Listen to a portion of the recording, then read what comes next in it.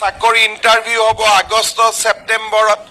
অৰ্থাৎ 1 লাখতে অসমত ইলেকশ্যন হৈছিলে তেতিয়া মই অসমৰ ৰাইজক কৈছিলোঁ যে যদি বিজেপি চৰকাৰ আহে আমি 1 লাখ ল'ৰা ছোৱালীক চৰকাৰী চাকৰি দিম কোনেও মোক বিশ্বাস কৰা নাছিলে যে 1 লাখ চাকৰি ক'ৰ পৰা হ'ব আজি আপোনালোকে দেখিলে যে চাওঁতে চাওঁতে আমি 1 লাখ চৰকাৰী চাকৰি দি শেষ কৰিলোঁ এতিয়া আমি কি সিদ্ধান্ত লৈছো যে 1 লাখ চাকৰি আগত দিলোঁ এতিয়া আমি নতুনকৈ আৰু 50,000 চৰকাৰী চাকৰি দিম আজিকালি চাকৰি বুলি ক'লে দালালো নাথাকে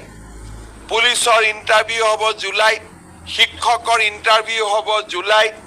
চতুৰ্থ তৃতীয় বৰ্গৰ চাকৰি ইণ্টাৰভিউ হ'ব আগষ্ট ছেপ্টেম্বৰত অৰ্থাৎ 1 লাখ চাকৰি শেষ কৰি